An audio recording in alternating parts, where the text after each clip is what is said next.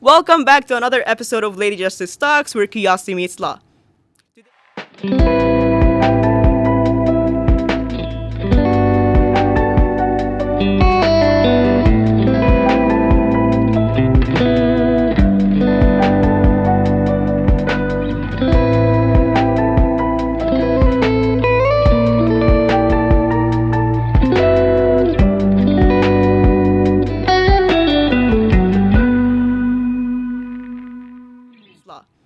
Today you're here with your host, Susubi, and Emily O'Brien, the CEO of Comeback Snacks. Emily, how are you doing today? I'm excellent. And yourself? I'm great. I'm very excited for this episode. I feel like you bring a lot, so I guess we'll just go for it to, know your story. So I personally know a lot about your story since I stalked you to make sure, your fabulous story is out there. But since the listeners don't, can you tell us a little bit about who Emily O'Brien is?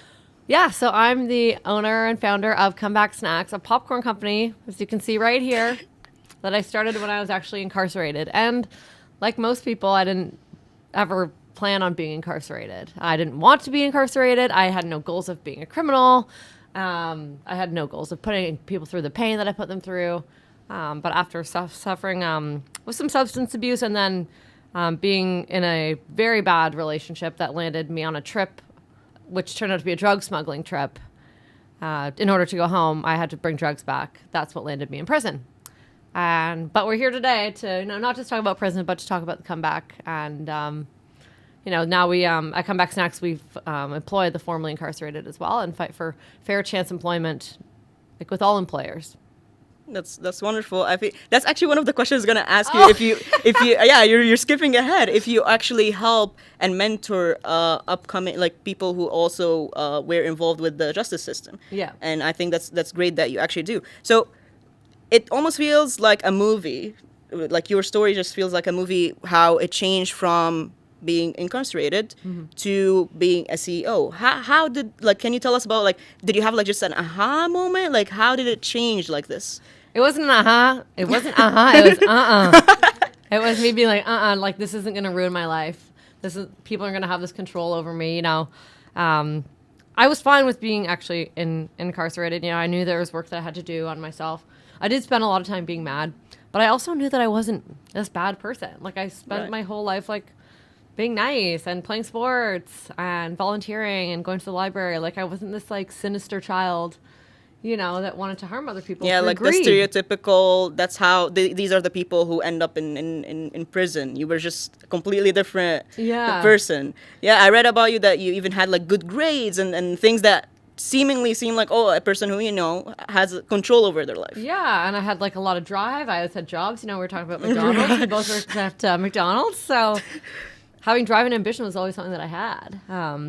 But, in university, there's drinking and stuff. And then after I graduated, my parents got divorced. Something so simple as that can really rip a family apart and cause you to unravel. And it really did because, that was kind of all the only thing that we knew was the stability. And I now know that, that was a massive privilege to have. It doesn't mean it didn't hurt. Doesn't mean it didn't suck and cause a lot of pain when it was gone. Yeah. So... and I didn't really know how to handle it. And I was also told that at that age, I was 25, you're not allowed to be sad about it anymore. No, I think it was 23. I was 23, actually, because I got arrested at 25. And you're not allowed to be sad about it, and just this shaming with age. And so I was like, okay, fine. So I just kind of immersed myself in a world that wasn't where drugs weren't, and drugs and alcohol were just part of life. It was downtown Toronto, you're on Bay Street, whatever, partying with people on Bay Street, it's normal. It's not condemned, right? So it's very easy to just hide.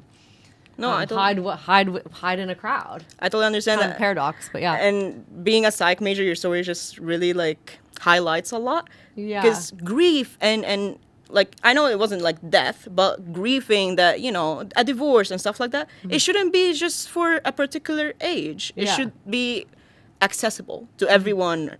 Different ages does not really matter in that. And I'm glad you're touching upon mental health already, because I wanted to ask you about how you navigated negative emotions like self-doubt and anxiety while you're thinking about this whole comeback thing.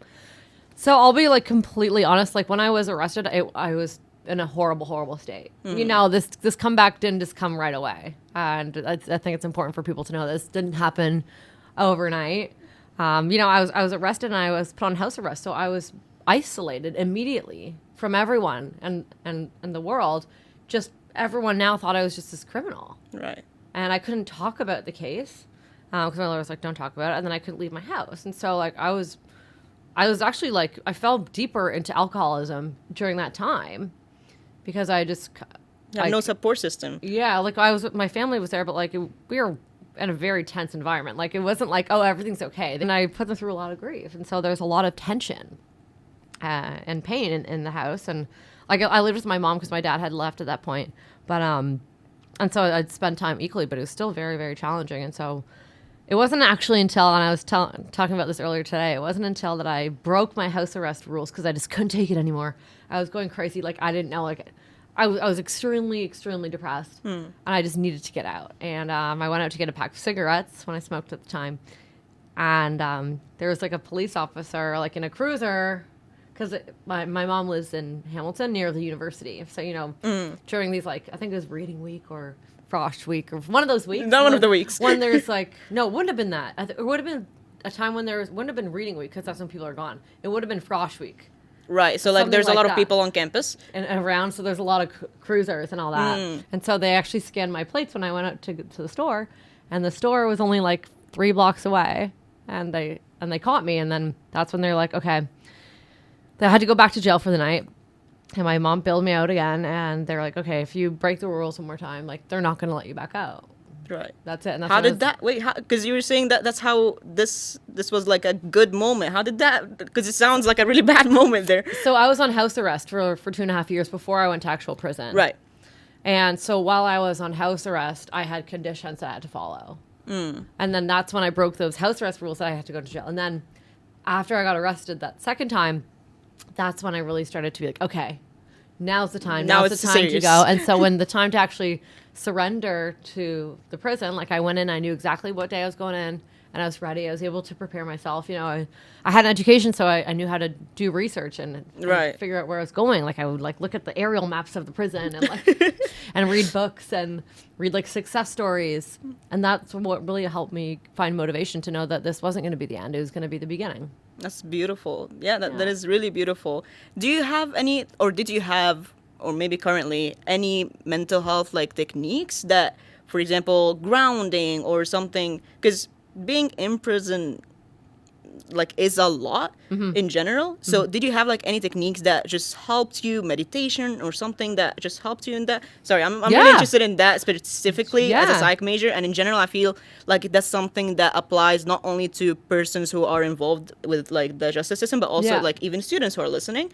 Yeah, writing. I actually wrote a lot of like blog articles. So I would write these blog articles about what was happening that day or things that were going on, and then I would ship them. I would mail them out to my mom's house. That's beautiful. And then we'd put them on the internet. So I started to build this kind of storytelling while I was still almost like journaling. Yeah. There's that. There's also music.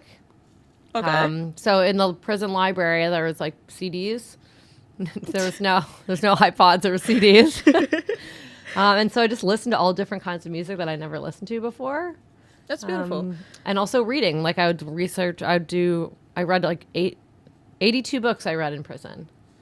Wow. And so not just like some fiction, but mostly like improvement books or business books. So that I assume helped you with your idea too. Yeah, and then writing letters to my family and friends and chatting with other people, and then food, cooking. Like that's why we're here, right? We were making snacks and sharing snacks and recipes from our lives before. Have you been like dealing with like food and making snacks before this whole situation happened? So food has always been like a big part of my life because like when I was growing up, our house was really healthy. Okay. So I never had junk food. So every single job that I got, I would get it for food, like for the food perks, or like so I could buy. Now my own I know why food. you enjoyed like that specific job in the food industry. Yeah, like work at pizza restaurants, like Swiss Chalet. I worked at for one day though. One day I worked at Swiss Chalet. There's a story behind this. I dropped a pitcher of beer on someone's head, and I never went back. Oh my god. No, but yeah, that's beautiful to see. I like how simple your ideas are. Like, for example, journaling or listening to music. These are things that people usually take for granted, but somehow they could actually help you. Even reading, just like help you like develop while you're in times of need of that. I have like a really philosophical question, but I feel like you will enjoy it. Yeah. Why Emily O'Brien? There's a lot of people who go through a lot of challenges and obstacles, including being incarcerated.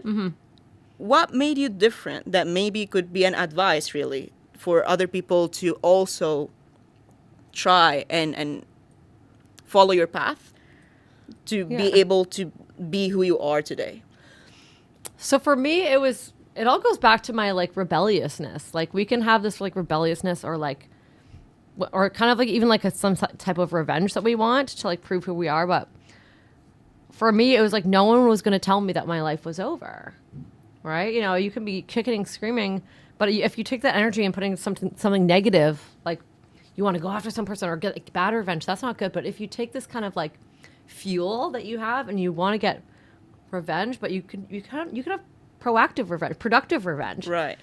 And that's beautiful. That's like the quote of the day. So take that energy, that relentless energy that is just this unstoppable force, because you can do really bad things with that unstoppable force. We've seen it. We see it today, right? But if you take that energy and you make it into something good that can also help others as well as yourself, that's how you can be unstoppable in a good way. That's beautiful. I can just hear like the song "Unstoppable" in the background of my head, because that's exactly how I visualize your story. Really, that's just it's beautiful. It makes me speechless. I also know we kind of touched upon this, but we talked about stereotypes and stigma. So, what are some of the toughest challenges you face in building comeback snacks, especially with the stigma of being a person with prior justice system involvement? I think the biggest challenge I would say is the ignorance of a lot of people. They don't really know how the system works, and they're very quick and easy to make judgments on who you are, where you came from, like what your life was like, and that can be really discouraging.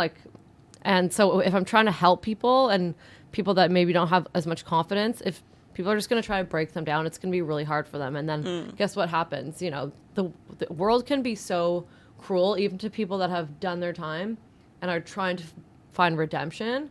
Right. So you really have to like learn how to build like a thick skin up to that, because then it can just like reinvigorate trauma and reinvigorate defeat. And that's no path forward. No, that's 100%. Like I believe that prisons, jails, all that stuff is supposed to be about rehabilitation, but I don't think everyone has this understanding, which is like it's quite sad actually. As you said, like it's disappointing, because then they put the person in this box and then they're mad that they're in this box. Like you put them there, you had this expectation, you had this stereotype, so why are you even mad? Do you still encounter stereotypes or prejudice because of your past even after your success? Well, I think building a business, when I was building the company, absolutely. I mean, coming out there, like they want to triple your rates for business insurance. Number one, like that was pretty crazy. There was a bank that I went to. It was a credit union, and they didn't want to open up a bank account for me, a legal bank account, to start this company. No, I'm glad you're talking about that, like from this legal perspective, because as much as we know that you're involved with like the legal system, but also a lot of people in our club and who are law students would be really interested in like corporate law and stuff like that. And they would understand that, yes, sometimes you could impact people just by decisions like this. And the other one is grants. So there was a company that actually reached out to me saying you should apply for this grant. And in the terms and conditions, they love in the terms and conditions, they didn't even read their own terms and conditions. It said you can't get this grant if you have a criminal record. So it's like part of the people that, like part of the population of individuals that go to prison have tremendous entrepreneurial skills. It's not just me. I've seen it all over the world, like especially in the United States. Right. There's hundreds of companies that have been started by the formerly incarcerated, and they do really well because they have all these transferable skills. So if you can't get grants because of your past record, like where are you supposed to put those talents? Skills, right? And then another one happened. There was a bank that said, "Oh, like we give loans out." This is different from the first time. Yeah, but we give all these loans out, and then they actually reached out to me again, same kind of thing. They're like, "Oh, actually, they put me through this whole rigorous loan process, And everything was everything was, because I'm not going to mess up anything again in my life. You know what I mean? Like, I'm going to be, I'm by the book. Right. Right. And then they're like, oh, actually, no, it's your record. You can't get this loan. And so we're like, screw you. So we didn't need it anyway. But like, it could have been helpful, and it could have been helpful to not have wasted all of that time.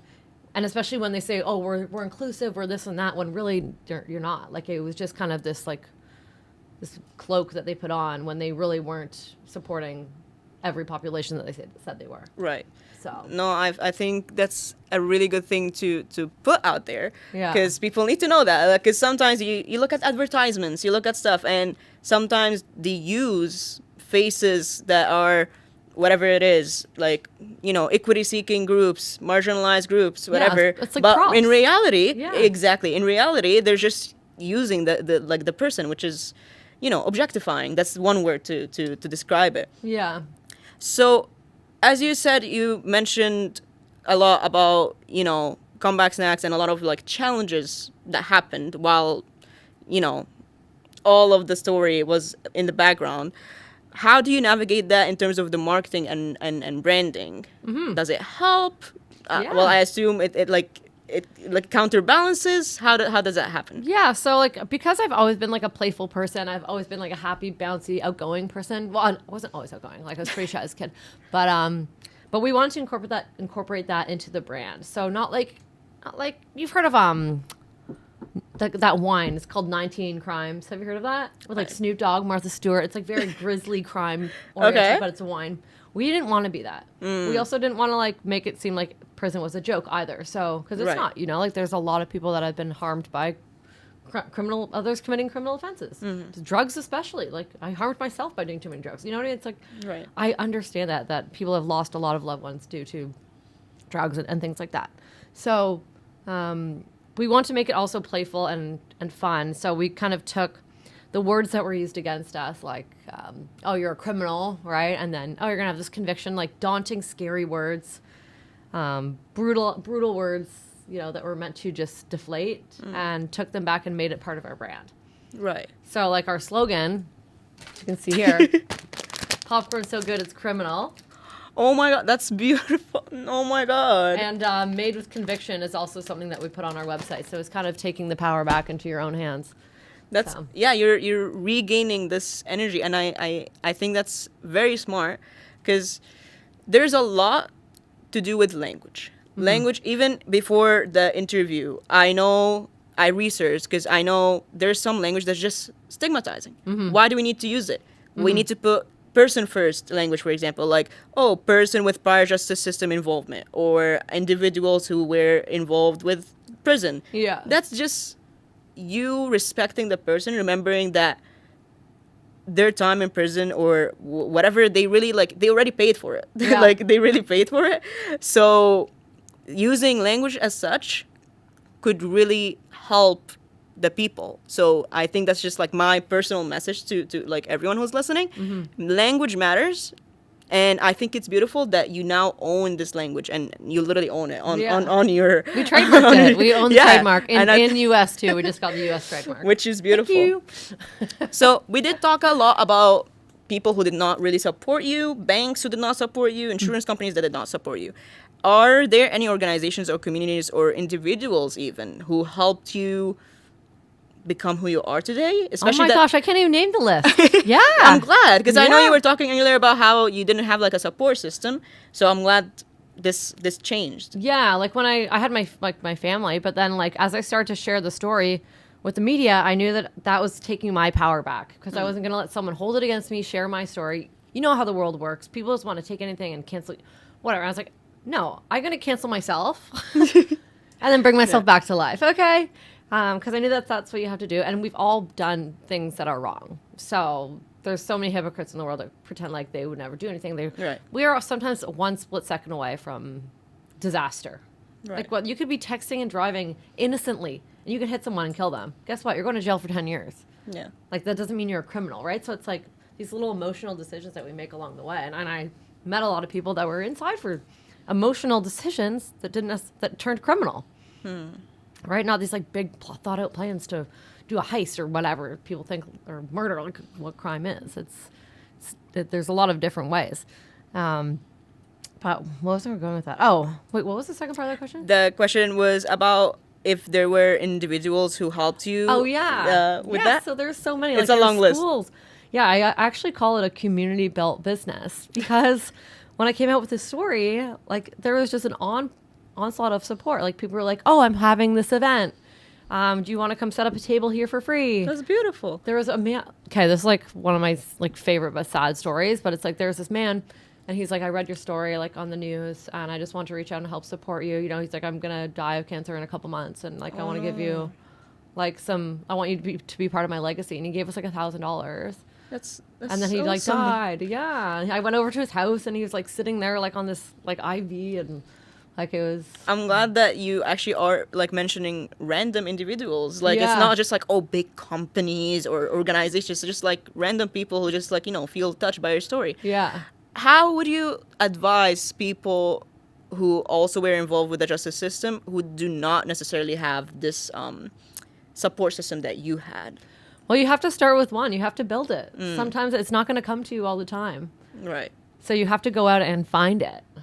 And that comes from taking accountability and seeking out the support. And sometimes that support won't come when you don't expect it. But like I knew that by sharing it, it was going to come with like when I first shared the story, there was like a lot of like there's so many people that were like nitpicky and awful and rude. But good thing about you go to prison, you're already getting that language every day. So you're already used to it. So it doesn't really bother you. Like you can ask anyone that comes out of prison, being called certain things doesn't really bother us. Right.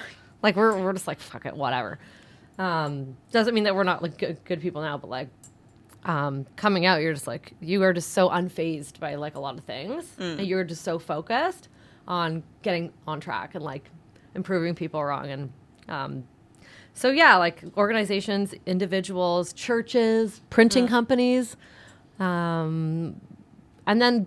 With that support, also called people being like, "Can you help talk to my daughter or something?" And so people are asking me for help. With their family. And beautiful. So yeah, because I know you said you help like you kind of do mentorship. Yeah. So there we go. That's the person right there. Like if you don't have anyone at all, well, Emily is there to also help as much as she can. Yeah. Obviously, she's just one person. And even just getting through like, because it doesn't have to be a physical prison. Like you can be in any kind of prison where you feel stuck or you feel like unmotivated or you feel like judged or you feel like you're not going to make it. Like we all have those feelings in different situations in our life. And so but you have to like work together. You have to work collectively, take ownership. You have to sometimes be fucking sad for a while. You do. You can't just be like, oh, I need to be happy right away. And like, you have to go ride all the emotions because if you can't. All psych majors are so happy. I'm proud of you right now. Because that's exactly what I like, advocate for. Yeah. That we need to feel the emotions. Yeah. Go ahead. Sorry, I interrupted you. So, because if you're afraid of feeling a certain way, you're just going to be weak and you're just going to keep falling. Right. Like you have to learn how to build that up and embrace the sadness sometimes. Like learn how to cry it out, but you can't sit there for too long and be like, woe is me. Like you have to get up and keep going. So right. And I think it's beautiful that you mentioned that there's different types of prisons. Yeah. Because yes, obviously you had like the actual experience with prison, but mental like prisoning, I guess, if that's a word, is a whole other thing. Because sometimes you think that, oh, I don't have the ability to do this. I don't have the capacity to do that. Mm-hmm. So then it's all because like you really take away your own freedom, right? Yeah. So I think it's beautiful that you mentioned that. So looking back and reflecting on your journey, would you change anything that had happened? I would. You know what? I would change because there were innocent victims in my case, and that was my family. I put them through so many like awful days, and like because there was also the financial stress. Like I was out on bail, right? My parents were recently divorced or recently separated, so if I screwed up on bail, which I actually did, so they could come after my entire bail money, which was $50,000. So it was just very awful, but they were still there for me. But they had indicated very clearly that this was it. Like this was the final incident, or else like they would kind of be. It's like unconditional love is actually conditional. You can't just keep walking all over people. And I was most of the time a good kid, but I did have my struggles, and I knew that conquering my substances was going to be mandatory to heal this relationship. And so I would regret, I regret that part of the pain that I caused them. But the pain I caused myself, not a bit, because that's it. No pain, no gain.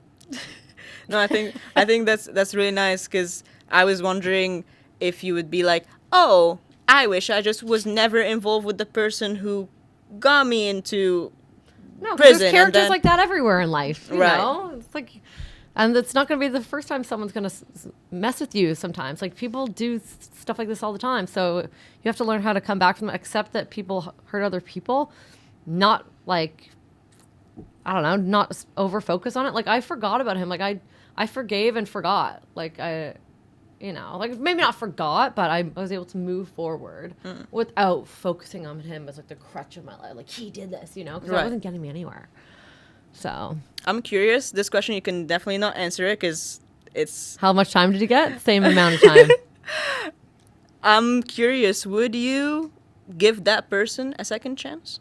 Yeah, I would, because I understand that he was in a lot of pain. But he also didn't take accountability for so long. So things happened to him after that got worse for him because he wasn't taking accountability. The day that I decided to take accountability and stop being mad at him and focus more inside, that's when everything started to change. That's wonderful. Right? Yeah. I'm glad, because if I was in your position, I would take a minute and be like, second chances are not really for everyone. It can't just not be in your own backyard. You have to... Yeah. You have to be able to give it to everyone and not just be a hypocrite. Right. So this was looking back. So future vision, what's next for Comeback Snacks? So I'm currently in the process of building a comeback program. Okay. Because as you know, well, maybe for the audience, part of the work that we do is hire the formerly incarcerated. But when you're still a small business, you want to scale as fast as you can, but it's hard. You're growing smart. You're not taking on too much money. You're not taking on too much. You want to grow smart so that you can be sustainable. And so our staff is still 6 people. It's still relatively small. But I wanted to do more than that. I wanted to be able to help other people also coming out of prison at scale. And so I'm building a comeback program. It's going to have 3 cohorts next year for 120 students. Wow, that's big numbers. Yeah, for people coming out of prison, and teaching them how to make not just the vision and the mindset of the comeback, but how to do it, connecting with resources, employers, and then also entrepreneurship. So, yeah. That's wonderful. That's what's next. Would it also be accessible for people who, as you mentioned, have this mental prison, or would you just, it's fine if it is only for people who are involved with the actual physical prison? Yeah. So the in-class one is for people coming out of prison. That's what we got the grants for. Grants are really specific. You have to have measurable, specific you criteria. get audited. Yeah, criteria. But we're going to have an online one, like a resource portal. So we're going to have a comeback program for everybody, how to make That's your own wonderful. comeback. Yeah. I'm definitely going to check it out. Oh, perfect. Yeah. You get VIP access. Oh, wonderful. There we go. So I guess this concludes our interview. Is there anything else you would like to say, whether that was for students or the legal system, or there's a lot of people that you were, involved with. So whatever you would like to say, you can go for it. Yeah, I mean, it's been a very interesting journey for me. Like you said, now I'm friends with police officers. I understand things so much more now. And you can honestly turn any situation in your life to anything you want. Because guess what? I went to university for international development. I couldn't get into business school because my math wasn't good enough. I was in applied math. And I couldn't get into nutrition because I also wanted to study nutrition. Because my chemistry wasn't good enough. And where do you think I am now? Now I'm in nutrition, food science and business and international development. So I trifecta of a degree when I was told I couldn't do these other 2. So you can easily switch or easily learn how to do other things, but still keep your core skills that you learn and bring them into your next adventure. So there you go. I know I told you to say this to whoever you want, but do you have any message for women specifically? For women, yeah, I would say stay fierce and always fight, but you don't have to share every aspect of your life. I think it's important to be vocal, but everyone doesn't have to know everything about you. You have to keep part of yourself private, because that is really, your privacy is actually very sacred. And I think we are too obsessed with sharing everything, but that can actually make you very vulnerable. So be careful out there. Yeah, information takes away from your power sometimes. Yeah. Exactly. and gives it to the other person who knows the information. Exactly. Yeah. So I'm actually like 47 years old. I tell people I'm 35, but you're just sharing the information now. No, it's like you could like just don't tell people like your actual age. Sometimes don't tell people like people are always posting about their personal information online, like where they live, and sometimes even like they're like, have you seen those things online? It's like, tell me all these things about you. And it's like literally it could be any of their security passwords. Like share things that are important to the audience and the message that you're trying to deliver. But you don't have to say like just be careful about what you say about every single minute detail because it's noted. Because I tend to overshare when I'm talking on this podcast. People know that I'm 35, so that's fine. People know. But yeah, I'm actually gonna be 36 in 2 weeks. Oh, happy early birthday! Thank you. So happy early birthday, old. With that being said, this concludes our episode for today. I had my beautiful Emily O'Brien, and yeah, stay tuned for our next episodes. Woohoo! Thank you. Thank you for coming.